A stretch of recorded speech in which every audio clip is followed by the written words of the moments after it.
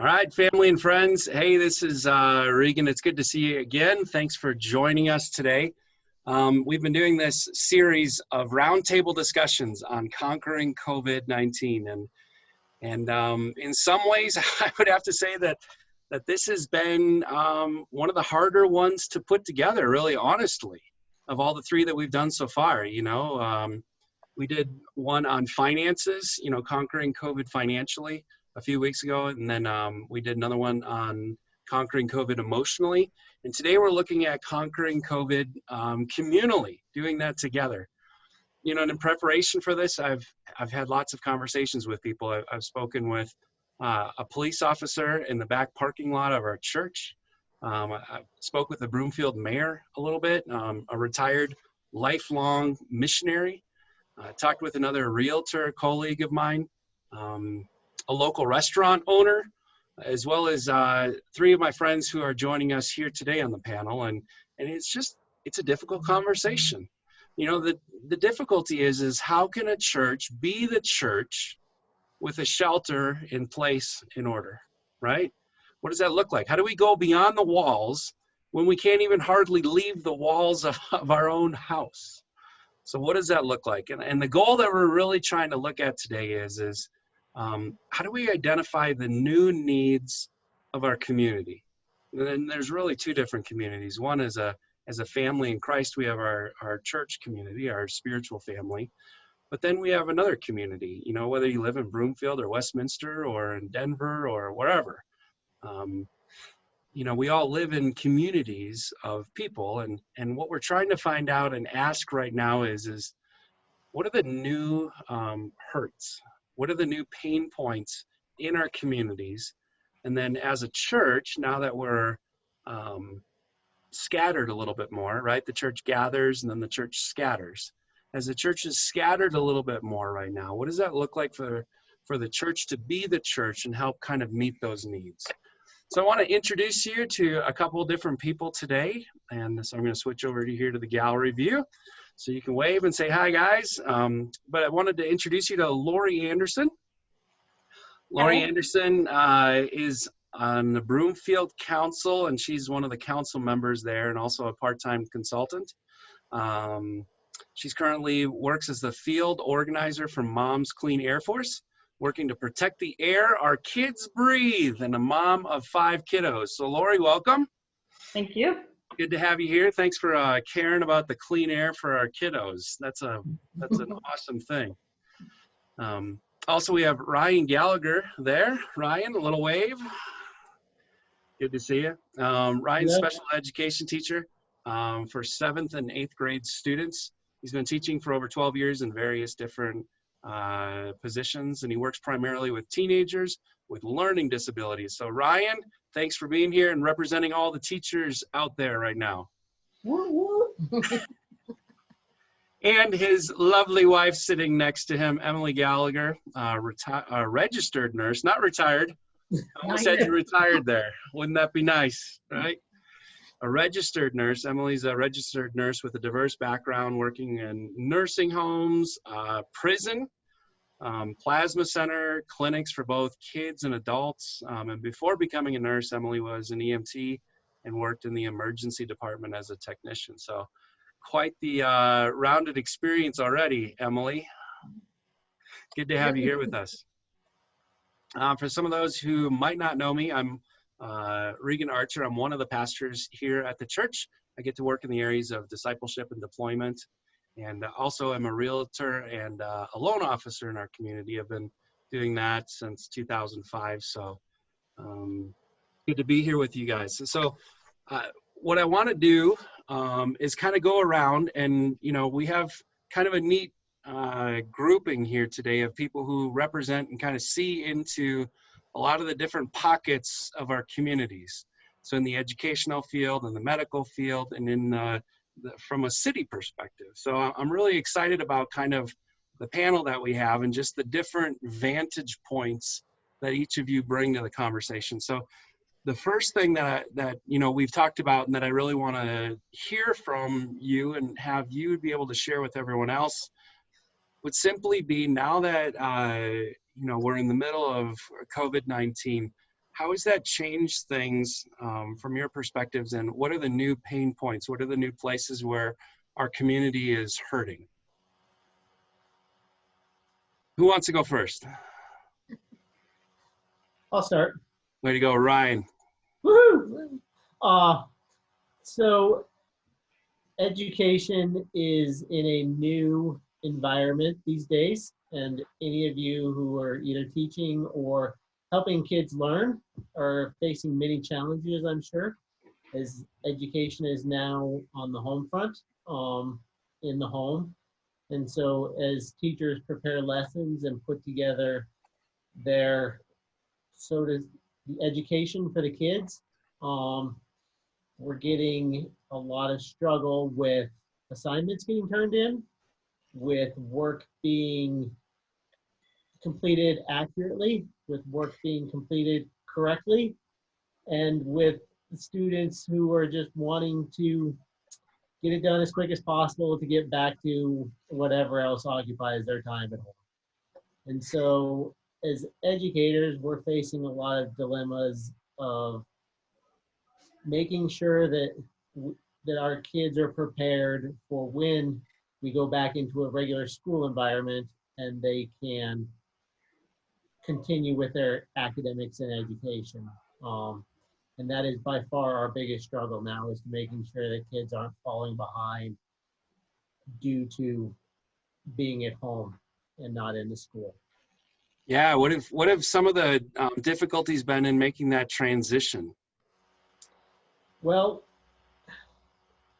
number one is the way we do, the way our school does it, and the way everybody kind of does it differently. And that's a good thing and a bad thing, because there's not really a set way to do it. So we have the kids check in the morning, make sure that they get counted in attendance for school. And then we go through assignments from the day before. We give them assignments for that current day. And we are then basically available the rest of that school day if they need to check in with us. Otherwise, we kind of release them, let them go at their own pace, turn things back in when they're done. And basically it's a struggle, because you're not really working with the students. It's more of assigning them a task, letting them go, and waiting for them to turn it in. And waiting being that key word, because you can wait and wait and wait. Gosh. Oh man. So we also talked a little bit about that some of the kids, one of the other pain points is that I don't know what percentage of your students, but some of your students aren't even set up for this. I mean, there's households that either don't have computers or don't have enough computers or don't have internet. Is that right? Yes, very much so. In our part of South Adams County, where I'm at, probably about 50% of the kids normally do not have a computer at home. And so the district, right, after spring break was over, gave the kids the opportunity to come into school, pick up a Chromebook. They can take it home, check it out for the remainder of the school year. We got about half of the kids that did that. And then the other half of the kids, I'm honestly, because I'm not there with them, I don't know where they are in terms of getting a computer. The attendance is very spotty, and I can't, my hands are kind of tied. I don't know what to do. Our administrators want us to make phone calls home asking why kids aren't logging in, checking in, getting their assignments turned in. And that's really all we can do after the phone call. That I can't, my hands are kind of tied. And so I'm really struggling with that, as how do we make sure these kids just don't fall and lose basically a half a semester of their 8th grade year before they go on to high school. Man, that's tough stuff. All right, Lori, why don't you tell us about your field a little bit? Where are some of the different places that you're seeing that are hurting in our community? Well, first I want to kind of respond to what Ryan said as a mom, and then I'll go on to the community perspective, because I have 5 kids. So my youngest is 9, my oldest is 18, and all ages in between. And there's a difference between my older kids in high school. They have adjusted very well. They were ready for this transition. They already had computers. They do so much online, but the younger kids have, my 3rd grader and 5th grader have very much struggled. And I feel the pain on the other side of trying to get my kids to actually want to get up in the morning and get their pajamas off and get on that Zoom call and check in with their teacher and turn their homework in. So that is, we're challenged on this side too as well when we're working from home. But in addition to our children and our teachers, there are some other areas that we're seeing some pain. Our senior citizens. This is a difficult community to reach. They are, instead of being in this crazy chaos and trying to figure out technology, some of them are confined to their homes with very little contact with the outside world, especially those who are staying home for fear of becoming sick because they're at the highest risk population. So that is an incredible challenge, and they probably also don't really understand how to use a Zoom call, which limits our communication with them. But it's the senior population, and then also our busy 2-family or single family, single adult, working households, where we're just trying to hang on to our jobs and keep going, and that puts that extra difficulty. Not everyone is a homeschooling parent. That's the only responsibility. So it's trying to juggle. I'm juggling the two. I'm trying to juggle my work and taking care of my children. And then we have the population that is those who have been furloughed and or have been let go from their jobs. That's another very difficult group to reach right now, because the concern is very much in a financial realm. So that's what we've been seeing more from a city perspective. Hopefully that helps. Yeah, it totally does. Are there, I'm not on any of those boards, so are there conversations or chats, or how does that work, like from a city perspective? Are there, what's some of the stuff behind the scenes that you might hear of? I think it's more of as a city council member, we receive a lot of emails from people when the information that they're looking for isn't out there and readily available. This is true for Broomfield. I'm sure it's true for Westminster and all the other communities, that you can just go online and find your city officials and reach out to them when there are no easy answers, and just ask your own specific question in the areas you need help. But in between there's also, we do have a daily update that goes out, and weekly updates, including resources. There are several programs out there right now to help those who are out of work find resources to help them out financially. There are resources for our senior community to help them get the services that they need. So a lot of this information is actually online. They can go out there and look for it, but as a last resort, if the information isn't there, reach out to, either reach out to members of the church, to our church officials, reach out to the city officials. I mean, whoever you can, somebody out there will help you find your way, I think, is the underlying answer there. Everyone's situation is different. That's great. I mean, it just reminds me that sometimes you just don't know what you don't know. If you don't know that there are different resources or places to go to, then you never even ask that question. So I love that you bring that up. And then we'll try to have in some of the chat fields some of those different links that you're talking about, so that way we can point people back towards those different resources. So that'd be great. Oh yeah, we can definitely get the links. Yep. Awesome. All right, Emily, tell us about you've got nothing going on in your field. I mean, yours is easy peasy, right? No hurts, no hard, nothing hard over there. No, not at all. Yeah. Actually, I think one of our biggest problems in the medical field right now is morale.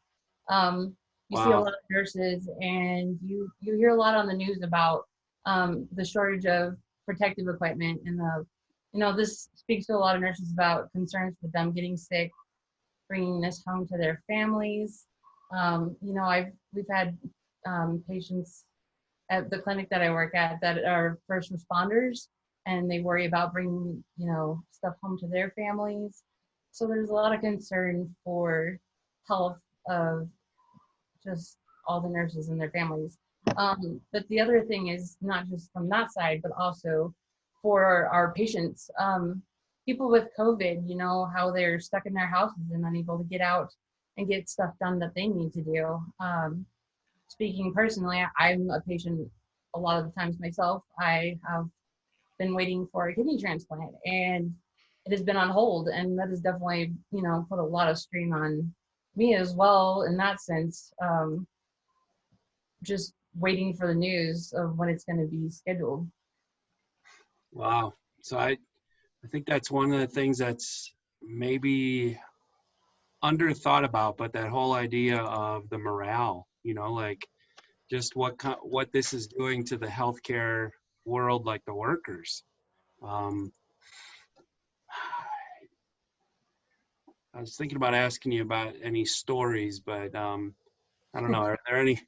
Are there any stories that, or anything that comes to mind along those without giving away anybody's personal information online? Not necessarily like a specific story, but just, what I hear from nurses from all over, just the fear and the anxiety of what they're dealing with, and the burnout and long hours and everything that, the people around them are suffering as well.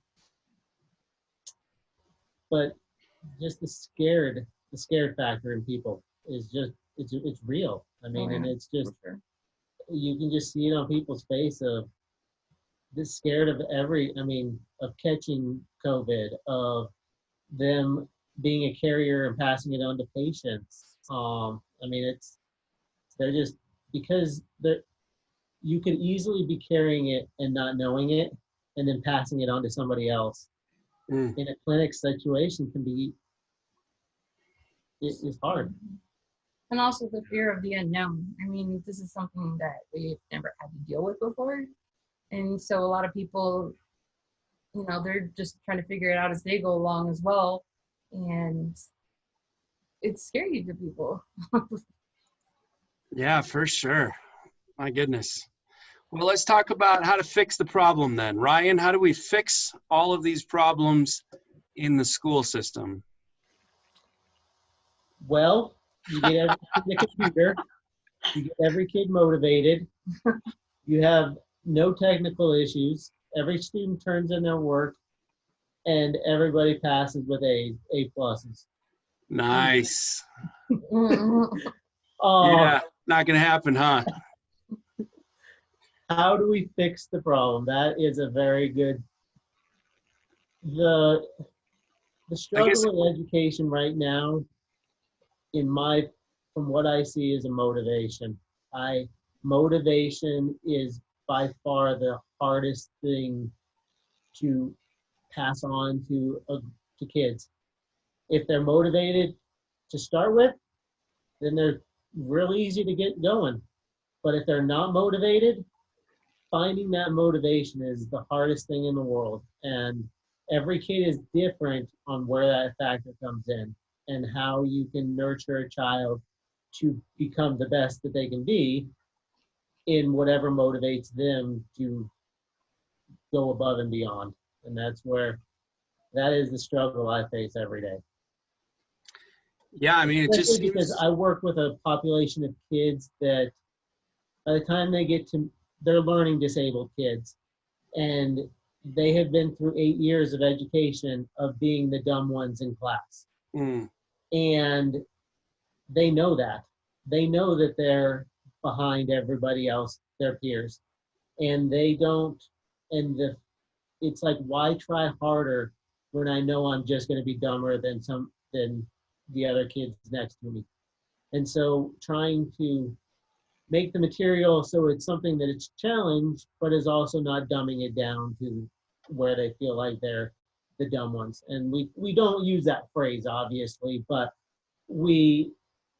and it's hard because the kids are real smart on how everything is adapted to meet their needs beyond the level of I know I'm not reading the same material that my other 8th grade kids are reading, but I need to read something that's challenging. And so that's where we meet is to try to get that motivation factor there. And I mean, it's sometimes I'm beating my head against the wall, and then all of a sudden there's a light bulb moment, as every teacher will describe, that little aha moment. That's like, that's what makes the job so intriguing and worthwhile. That's so good. I mean, I would think there's some other problems that you just aren't going to be able to fix. I mean, every kid having their Chromebooks. I mean, now the school's closed, right? You can't even get in there to go get. If they don't have a Chromebook now, they don't have a Chromebook. And so it's one of those things where we try to make the kids be self-advocates for themselves as much as possible. And I mean, they had 3 different opportunities to go get a Chromebook if they don't have one at school or at home to use. But they have to get up and get over to the local high school to pick it up. And they had 3 different opportunities to do that. And if they didn't do that, then my hands are kind of tied on making sure that they can get something. Because if you don't have a Chromebook and you don't have a laptop or a computer at home, you literally can't do school in 2020. Crazy. Yeah, no, I mean, if a family doesn't have the internet or a high-speed internet, or if they don't have enough computers at home, the other challenges that I'm sure you're facing is that, you know, families are trying to figure out how to work from home, you know, whether that's 2 parents at home or 1 parent at home. You know, some families, the adult is in the midst of their own stuff, right? And oftentimes just doesn't have the bandwidth in order to help their kid. By far, yes. And not only do they need to a lot of parents need refreshers on 8th grade curriculum, or whatever that curriculum is for your child, but yeah, you're absolutely right. A lot of times, I mean, that you have 3, 4, as Lori was saying, different kids at different levels, all needing to be online, all needing to get different assignments done at different lengths of time. And you have one parent trying to work, well, in my case, usually one parent at home with them and trying to scramble all this around. And it's like, I can't imagine what is going on with some of these households of 4 or 5 kids and one parent trying to orchestrate all this. I feel for them. Yeah, I mean, that's nuts. If you're trying to figure out your own work and trying to make sure that, you know, if you're lucky enough to still have your job and you're trying to make sure that you don't lose your job from working from home, a lot of people have a lot of pressure, you know, to continue to produce, to continue to keep cranking out work. And at the same time, they could have 1, 2, 3 or more kids who need a full-time person there to help them with their school. So it's challenges that we're not going to fix, and that's the hard part of it. Lori, what are some of the different ways that you're seeing obstacles to being able to solve some of the different problems, like with senior citizens, for example? I think the number one obstacle is that people either are too proud to reach out for help or they don't know who to reach out to. I know we're not getting to solutions yet here, but there are so many people who want to help, but they just don't know how to help. And so it's like trying to match up that family that's desperately in need, or that senior that just needs someone to talk to, or is too scared to go to the grocery store, and King Soopers, their delivery is a week out. I keep hearing that over and over again. Just knowing who to reach out to. I was actually standing in line to get into King Soopers, because there's now you get little X's up at the Erie King Soopers, and you stand in your X while you're waiting to get in the store. And someone from a retirement community called me, and as I was talking to her, she said, "Oh, I just wish I had some fresh fruit and vegetables. It's gonna be a week before I get my groceries." Like, I'm standing in line at the grocery store. So, you know, we can connect more and more people and actually understand how you can help somebody. Because I easily picked her up some groceries and dropped them off, but it gets tougher when it comes to the challenges Ryan's talking about with the remote learning. Because if a student doesn't have a device and no one knows they need a device and there's no help, they're stuck. And so if we can find a way to connect those families, we can actually start to overcome some of those challenges, but we don't even know who those families are. So I think that's the pairing up is probably the most difficult challenge right now, to understand who you can help. And I also want, one thing I was going to bring up in our earlier conversation was the youth who are unprepared for this abrupt shift and change, and especially our high school seniors and our college seniors. I think that is a challenge that I don't know how you make up for a lost year of a graduation and one of the biggest anticipations in life. And I think that's another area we have to look at, where it's more of a mindset and trying to realize that something you anticipated, prom and graduation and all these things that you thought were normal, all of a sudden they're not going to be normal, and overcoming that. And also just that ability. You can't fix that. I mean, sorry to butt in, but you can't fix that. You can't go give someone else, you know, a graduation. I've got my sister's daughter, you know, is a high school senior as well. And, you know, like you can't fix that. It's just, it is what it is. Sorry, I cut you off though. Keep going. No, that's okay. No, and I have a high school senior here too, which is why that one came to mind. And even more so our seniors graduating from college who should be heading off to a job. And yeah, you can't fix that one either. So it's that understanding that this is just a part of life and that you'll get past it is all you can do at that point in time. And that is, there's plenty more to fix. And the biggest one that's hard to fix right now is everyone who has found their life abruptly ended because of their job being non-essential right now. And this one isn't going to, the reality isn't going to hit home until we're on the back end and coming out of this crisis and understanding just financially how hard that is to continue to care for your family while you're trying to find the job on the other end, or retrain or whatever it is that you need to do. Yeah, that's huge. I mean, again, it's just another area that, I don't know, I'm a fixer. Like I just want to get in and fix all these problems, you know, like there's something good about that. And then obviously there's a shadow side or a not healthy side of that, but it's hard, you know. I mean, some people are able to wiggle and get into a different temporary position and have some income, but there's just a lot of people that's not going to be the case. Emily, what about in your world? What are some of the barriers, you know, and obstacles that just are not going to be moved? Right. So one of the things that I see is, you know, people aren't able to help like they usually are able to help. And I think that's been a very difficult thing for people. You know, as a nurse, I look at the thing of more of the infection control aspect of it. And, you know, like, hey, this person wants to help, but no, please don't go help them, because, you know, we don't want you spreading this virus. And so, you know, that's a big concern is, you know, we want people to stay at home, and that's their way to help. And it's very difficult for people. You know, and then one thing we've kind of talked about is, you know, a lot of times both of us, our faith is very important. And, you know, you want to walk up to a patient and be like, hey, I'm praying for you. But in the world we work in now, you know, that could be very taboo, you know, to say something like that to a patient or to a student or somebody that, you know, wouldn't accept that readily.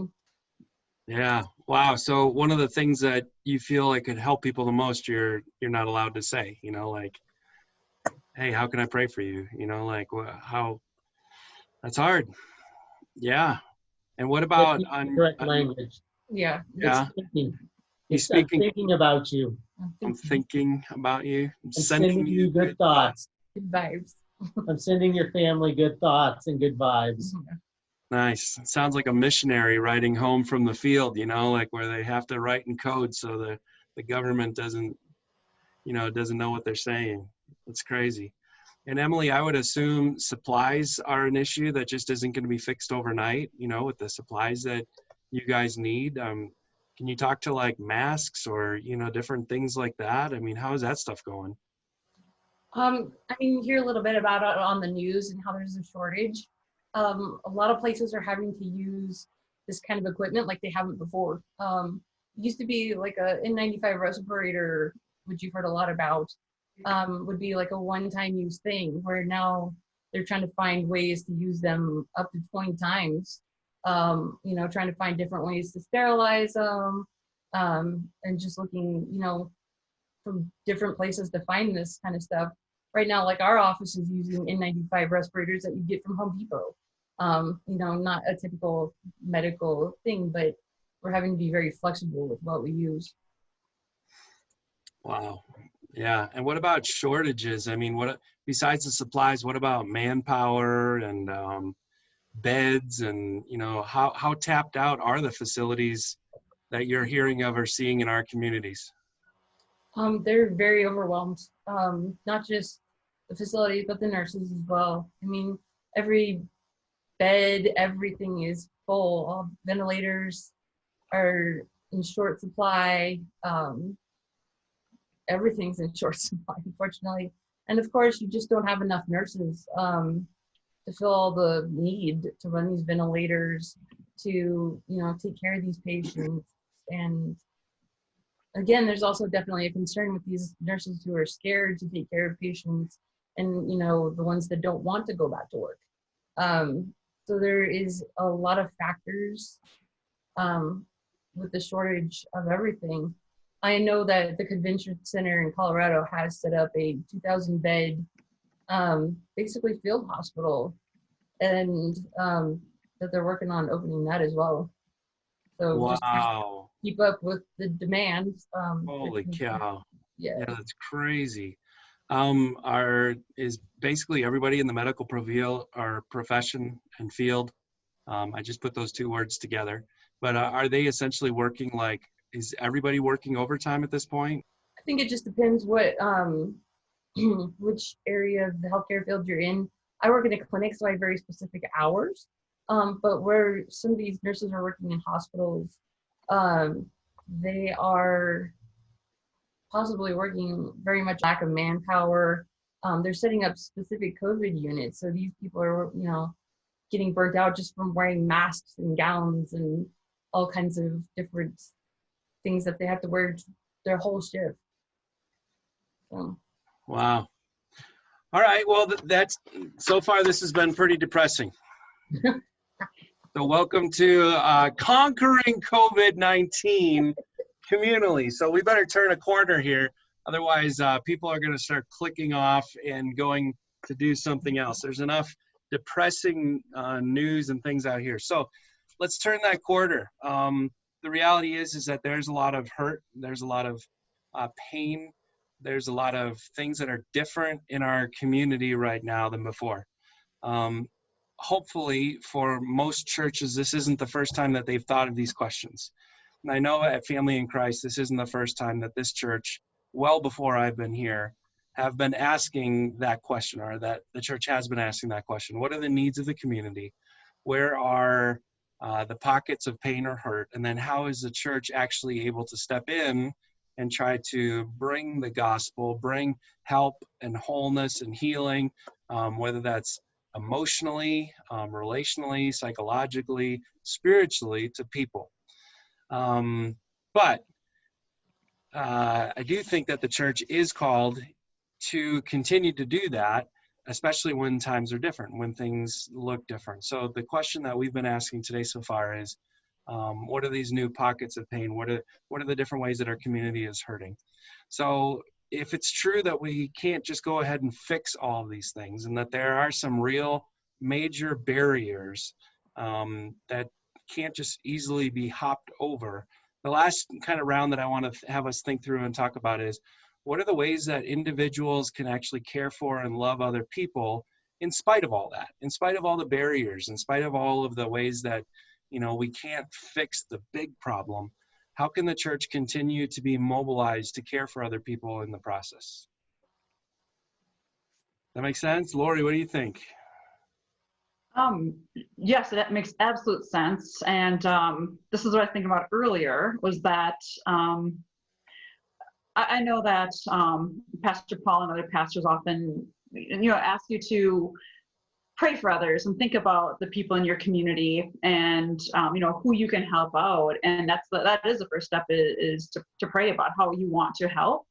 And then I was just thinking about if you can think about the needs in the community, and we talked about these already, the overwhelmed parents need a helping hand, and the senior citizens and the high-risk individuals that shouldn't be going out to the grocery store to pick up their prescriptions, and those facing financial concerns. And then take a step back, and no one's going to tell you at this moment who you need to help and how you're going to help, because this problem is not yet solved. I mean, this is only a few weeks old, and so you need to really think about your own talents. But right now, I could seriously use someone with the patience to help tutor my third grader who's crazy out of control half the time. And some of us, I actually got my kids involved with this one, sewing skills to help sew masks. There's amazing programs out there that are creating to the best of the abilities to help fill that gap, even though it's not perfect. We've done some.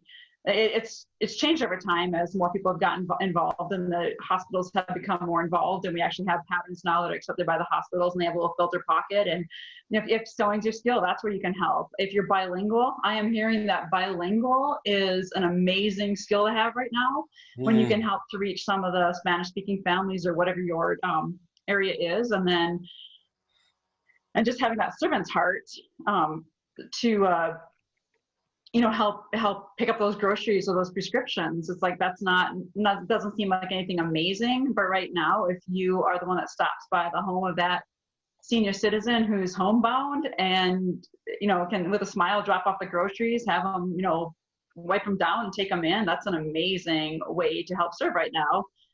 And kind of whatever your talent is. And then the one thing, as we started this discussion a couple of days ago, and what's remained in my mind over the past couple of days is that these problems are not going to be solved during this pandemic, and we need to make a commitment to not forget about these families when we return to school, and when the doors to the stores open again, that this hurt remains. And if we can establish a relationship with these families, and the same person that you reached out to and helped over these next few weeks, keep praying for them and don't forget about them. Be there for them to help continue to make that transition. I think that is probably one of the key components, is that you need to continue to stay engaged.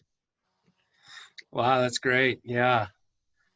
I think the temptation, as soon as they start to crack the door open a little bit, as we start to get more of our freedom, it's going to be so easy to try to get back to what was normal. And it probably never will be normal. And there's some things that are really good about that. But I love that idea that we can't just forget about the people and the different pockets of pain that God is showing us right now. That's really good, Lori. Thanks. What else, Ryan, Emily? What are some of the different ways that we can go love people, meet the needs of where they're at? Well, I was just thinking as Lori was talking, and I can pretty much guarantee that somebody in the church congregation knows a family who has kids at home, who is overwhelmed, who is struggling, who is trying to find peace and calm and helping those families in this time. As we've discussed already, with not having enough computers, with not having the right curriculum, with not having just people to answer questions, with all of the shortages that come about, is to finding those neighbors, those friends, whoever that might be, that is really struggling with kids at home, and being that salt and light in your neighborhood with those families, and offering whatever support you can, whether that's homework support, lending your computer if you have one that they could use, letting them come over to use your internet if theirs is completely taxed out, with 3 other kids trying to get online. There's some real simple ways of helping kids with an education that you can never do when they're in school, because when they go to school, you have no idea. They're inside the building.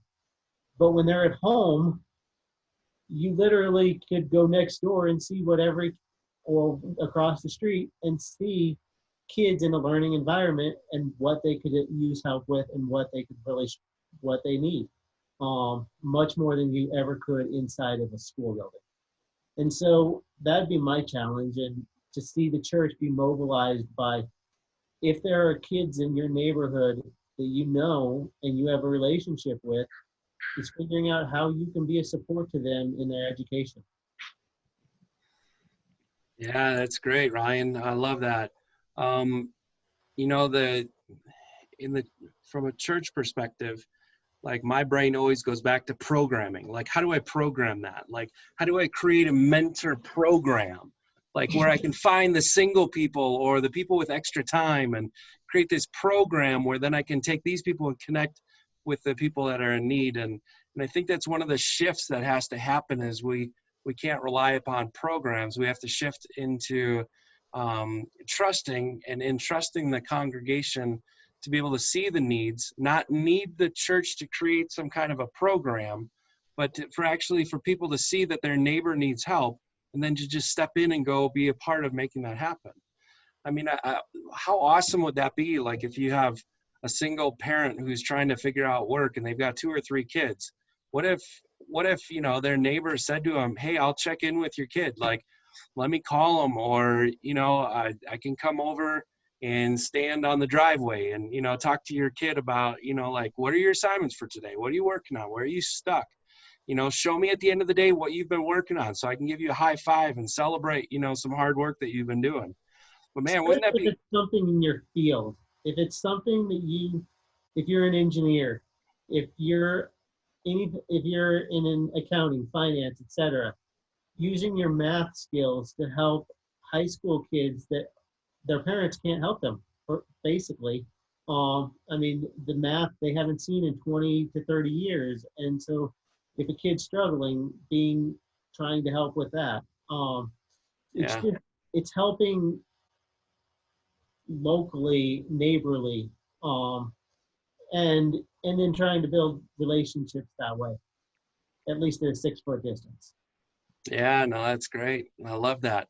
You know, and below that, I mean, you know, hopefully elementary stuff you could figure out, you know, like if you've got that specialty field and you can step in, but like Lori was saying, you know, hopefully the closer they're getting to graduating, the more self-sufficient they are and they're able to grab onto some of those things. But usually in elementary school, they like to wake up and see their teacher. Yeah. The older they get, that doesn't happen. That's kind of just like parenting too, right, Lori? The younger your kids are, the more that they'll run and jump in your lap. And yeah, my older kids don't sit in my lap. Huh? My older kids don't sit in my lap anymore. Yeah.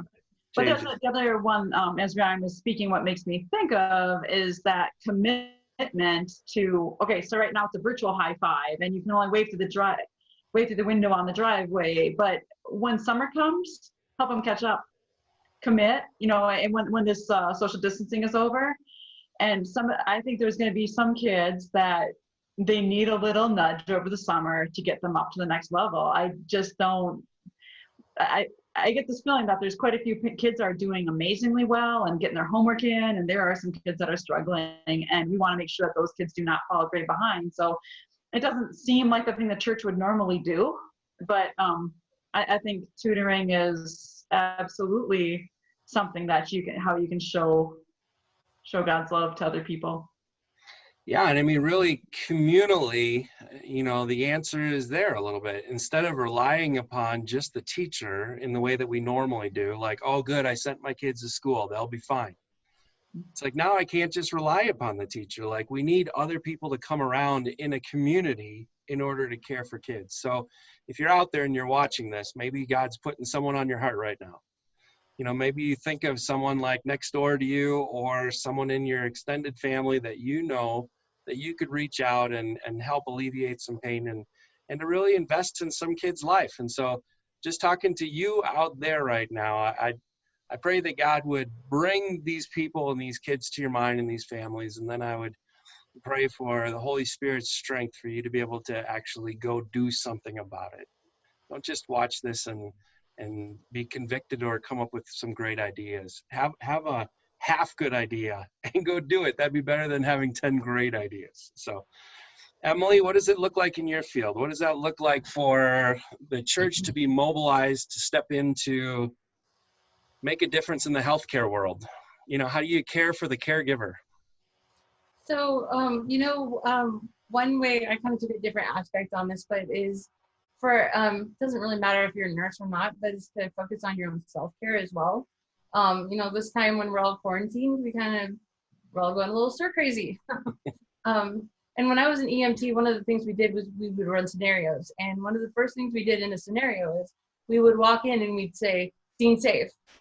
Because if you're a first responder and you walk into a scene that's not safe, you end up as a victim yourself. So can you slow down and say that again? I didn't pick that up. Dean save? I missed it. Scene safe. Scene save. The area that you're working in. Okay, explain that to me. I studied the Bible in college, so. So, scene safe, meaning there's not like any electrical problems or, say like there's a car accident, you're not going to become a victim of this car rolling over you, or, just looking for different hazards that could cause the first responders to become injured as well. So, so to me, this is a good example of like, hey, you need to take care of yourself, mentally, physically, spiritually right now, so that you're able to take care of the people around you. I saw a really good example it was on Facebook, and I don't even know who wrote it, but it really spoke to me about filling your cup. It's like you have a cup of coffee, and if somebody bumps into you and you spill it, what's going to spill out is coffee. If you put tea into it, it's going to spill out tea. Kind of the same with our life. Whatever you put into your spiritual cup, your physical cup, your emotional cup, is going to spill out, and it's going to affect other people around you. That's great. You should preach that sometime. I love that. That's good. You go, girl. All right. So what are some ways you had mentioned, the mental challenges that nurses and people in the medical field are facing, some of that anxiety, some of that fear, maybe even some of the loneliness. What are different ways that whoever's watching right now, I think every one of us who is watching knows people in the medical field, right? So what could we do to encourage or to reach out and care for the caregiver? What could that look like? So it comes down to very simple stuff, and it's kind of echoing what everybody else said. But just a simple thank you, when you go to your doctor's office or you're at the grocery store, and being flexible with what everybody's having to go through right now. Being patient with like the cashiers and the people, making you wait in line to go into the grocery store, and same with like your doctor's office.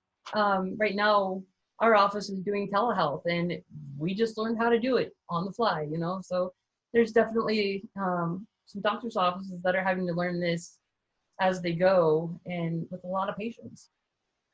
Yeah, well, along that same note, just in the past couple of weeks, Paul is now a televangelist. So, our profession is... And then another idea that I thought of is the nurses work these 12-hour shifts, and they are very burnt out. And so, if there's something that you can do for them without being in contact with them, say, just like the elderly, being able to go grocery shopping for them, or, even for the patients with COVID, these families are stuck at home. They're quarantining like they're supposed to, and they're unable to go to the grocery store and just get their basic needs. So, it doesn't have to be a one-on-one thing. It can be, hey, I'm going to drop it off on your porch, and, it can be something that you can pick up. So oftentimes we don't like to stick our nose in other people's business. I think this might be one of those times where we should kind of shift and change on that.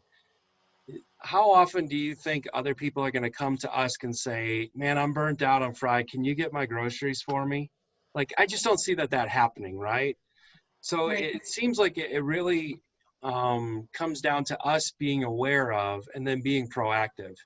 Hey, neighbor, I'm going to the store. I'm headed to Trader Joe's. What do you need? Right? I mean, it takes this ability to be proactive. Our church has a card care ministry. I mean, that's really cool. It's different, it's unique. But man, right now, writing a card or sending a postcard to someone, or if people are too worried, about getting something in the paper, you can leave it in your mailbox for 3 days or something, I guess. But you could do virtual cards. You can send people emails. You can, if you just get creative, there's a lot of ways where you can really encourage people. And I think what you're talking about, Emily, is that people, there's a desperate need for people to be seen and validated, and a deep need to care for the people who are the caregivers out there. That's good. All right, what else? Who else has got some good thoughts along these lines before we go into the wrap it up mode? I think most importantly, everybody needs encouragement, wherever that is. And as a church body, we need to be the encouragement to the people that we're with, that we see, whether it's in our work, our neighborhood, wherever that is to be that salt and light, that encouragement, to sharing the hope of Christ. And as much now as any other time before this, is that's what we're called to do. And that is the message of Easter that we just celebrated. Yeah, it's great. Good word, Ryan. Laura, you got something else you want to chime in on? Sure. And in addition to, piggybacking off of what Ryan just said, on that being the salt and light and the hope and all that, and, go ahead and offer your assistance to somebody, tell them you're there, but then do it a second and a third time, because that first time they might not take that help. Check up on them again. Like, if the first time they didn't need the help, the second time around, they might actually take you up on that offer. So just maybe don't reach out to the same person every time, but, kind of cycle through the people you're reaching out to. But yeah, give them more than one opportunity to accept that offer. And there's also an interesting app that that the city of Broomfield has sent people to, and I'm sure others are as well. Nextdoor has a help map. And so if you really want to put yourself out there, go ahead and flag your house on that help map and tell people what you're there for. But that's the scary stuff, because you don't know who's going to what kind of help you're going to be asked to give. But that's another way to do it, is just to say, here's this help I can give out. If you just can't think of anyone at all you could possibly reach out to. So that's great. I would love for every single person who's on Nextdoor to go do that. I did that a couple weeks ago already, and I've had 0 people contact me. I don't know, but if someone clicked onto their neighborhood, to their map of their little subdivision, and saw that there was people all around them, whether people took it up or not, I mean, that would be amazing, to be able to put yourself out there. So that's a great idea, Lori. I love it. What else? Any other thoughts?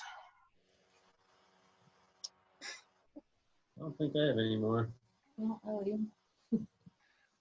All right. Well, let me kind of take us into the ending here then. I think some of the things that, through the conversations that I've been having with you all, and then with other people, I love what a mentor of mine who has been a lifelong missionary said to me this morning. He said, this is really the time where the church needs to focus on getting smaller. And I thought that was such an interesting comment, because the church can get swept up into the American cultural thing that we always think that bigger is better. And if we had a church service with 1,000 people that came to it for Easter, or 15,000 people, or if we took over, a Coliseum or something, got all these people, we think that was really great. But what if instead of having, 1,000 people at one service on one day, you've got 1,000 people who are unleashed into their neighborhoods and doing 1,000 little things to make a difference in 1,000 other people's lives? I mean, how much further that would go. And the more you get to know me, that I just have this huge conviction that it's never the one or the other. It's always both. It's the and over the or, almost always. So I'm not saying that big church is bad. It has its place, and there's great things that can happen through it. But right now we're being forced to think through, what does it look like for the church to not just be gathered, but to be scattered? What does that look like to get smaller? And the reality is that when the church is smaller individually, in smaller groups, and maybe you have a small group of 12 people, but you break that down into 4 groups of 3, and now you get even smaller. Now you're able to get to know each other's lives even better and know what's going on at an even deeper level. But when we get smaller like that, we have the ability to get into places that we can't when we're larger. And so I think there's this really unique and great opportunity for the church to be able to get into the neighborhoods and to love other people and families in unique ways right now. So that's one thing that I'm really excited about. I'm excited that this is one of those times in church history where you can't program it. They're looking at, some are looking at me as, okay, I'm one of the discipleship and deployment guys. Okay, Regan, what's your deal? What's your plan? It's like, I don't have one. It's not a program. We can't put a program together. This is what it is. It's doing relationship with each other and trying to spur one another on to love and good deeds. It's to try to teach people and inspire people to actually love their neighbor the way that God told us to, And so I'm excited about this shift from program to people. And again, things will come back around, and hopefully as we do life post-COVID, we'll have a better blend of all of these different things. But I love that right now, that we're able to push relationships over agendas. In the Reformation, Martin Luther brought again around this idea of the priesthood of all believers. That we don't have the trained clergy doing all of the work right now. And that's how it's supposed to be. From the very beginning, it was never that the trained clergy or the pastors are doing all the work. It's training and equipping the saints to do the work, to go and be the church beyond the walls. So I'm excited about those things in a lot of different ways. One of the books that I just read was called The Tangible Kingdom by a guy named Hugh Halter. And it's this idea of creating incarnational community. And he's got 4 L's that I think are pretty good when trying to talk about how do we really care for those people around us. There's a lot of talk about incarnational ministry. Jesus didn't just stay up in heaven and do his thing from there, but he actually took on flesh, and he came to be with us, and he lived with us, and he knows where our hurts are, our fears, our joys, all of these things, because he became one of us. So as we learn to live incarnationally with other people, Hugh Halter has 4 of these L's for us that are kind of easy to remember. The first one is leaving. Now, that actually is kind of a hard one right now, because you're not allowed to leave in a lot of different ways. But the opposite of leaving really would be hiding out. And actually, in this season of life, it is pretty easy to hide out. Physically, we can still leave. You're going grocery shopping. You're going to bump into different people. You have to go to a health clinic and go see Emily, or, you have to go get your allergy shot or whatever it is. There's still limited times where you're bumping into people. So what does that look like when you go to a store and you see other people that are out there working and have a higher level of exposure? Maybe it's simply asking people questions like, man, how can I ask God to bless you today?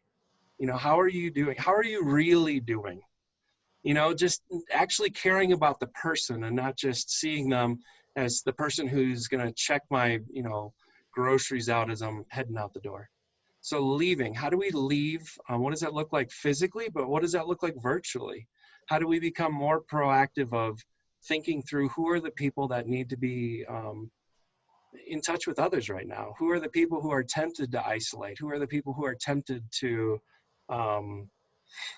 hide out? And then how do we virtually go hang out with those people? So leaving is one, right? Listening is another one. And I'm terrible at this. Like, listening is such like a spiritual discipline, like where you just have to stop talking and you actually have to listen to the other person.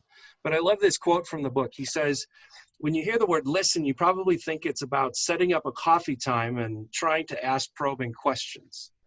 How I can't wait to get back to those periods where we can go set up a coffee time. But he says it may include that, but our kind of listening is really more about what you do with your eyes instead of just your ears.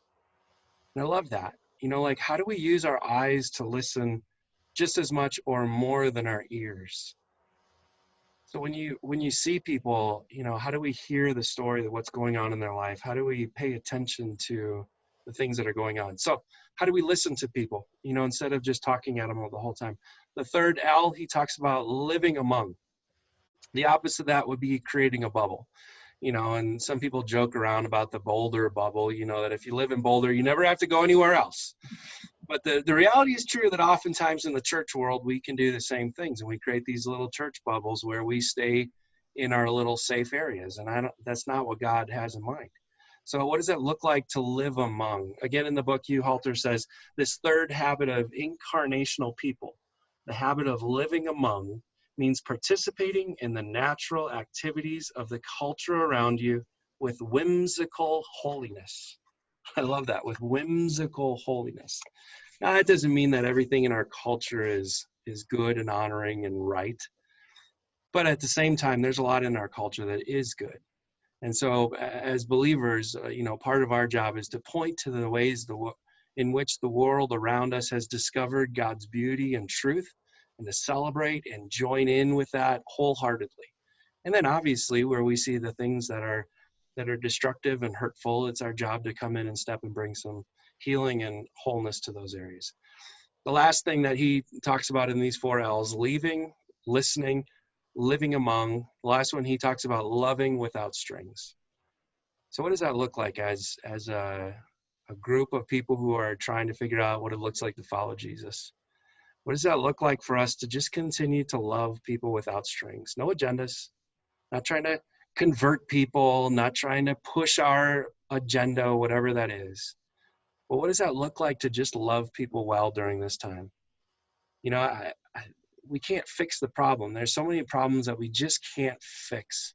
And I think for me, what has to switch there, or the way I have to think differently about it is it's not trying to fix the problem necessarily, but it has more to do with how do I go through the problem with people? How do we go through this period of life with people? And I think that will make a huge difference. And I don't think other people are really expecting us to fix their problems. Maybe I shouldn't talk about this on the air, but half the time when my wife comes to me with an issue or a problem, she's not hoping for me to fix it. She's hoping for me to listen and to go through it with her. So what could that look like, you know, as we continue to go through COVID-19 communally? I hope that as we have talked for about an hour here, that it's given you some different ideas. It's shaped the ways you're thinking. It's encouraged you. And once again, I just want to say thanks to Ryan and Emily. Thanks to Lori. Appreciate you guys being on here and just sharing with us. I'm thankful for the work that you are doing. Emily, thanks for being in the medical world and for putting yourself out there and loving people and, you know, having a greater level of exposure than I surely do. I mean, I don't have that kind of level of exposure, but I'm thankful for all that you're doing out there in the community and for loving people and for sharing hope. Ryan, thanks for the way that you love kids, man. Thanks that you care about their education 10 times more than they do. And thanks for the way that you pull your hair out trying to figure out the solutions and the answers, and for picking up the phone call and telling parents that they matter and telling kids that you miss them. Lori, thanks for joining council, you know, and trying to look at the life from a 30,000 foot view. Thanks for trying to step into you know, some of these bigger issues and trying to push some of these tough agendas, you know, with clean air. And I don't even know half the stuff you're involved in, but I'm sure thankful that there are people like you who are trying to protect our communities and care for us. And so we appreciate each of the three of you and for the work that you're doing in our communities. And I hope some more people will shout at you this week and tell you the same things. But any last words before we let you sign off? One last thought is that while we're thinking of caring for everyone around us in our community, take care of yourself too. Make sure to get out and enjoy the beauty of God's nature, and just stay healthy and well, and then spend the rest of your time helping others. Sorry, I had muted myself. My kids were coming down for dinner, I guess. No, it's all good. It's all good. Well, thanks, guys. Yeah, I appreciate it. For you at home, if you haven't seen the first couple roundtable discussions that we did, you can go back on YouTube and Facebook. There are other great conversations that we had with other people in our congregation to talk about finances. And I know that people are still in the midst of that or are hitting new levels of desperation in that world. And then emotionally, they're tough times. So hopefully these are great resources for you. If you've enjoyed this, please feel free to share these, to like them on Facebook. Maybe send them to someone, you know, who God puts on your heart. Just share it with them in a private message. Hey, I just watched this and I thought you'd love it, or I thought you might want to share it with your group of people. So take care. Have a great night. And thanks for joining us.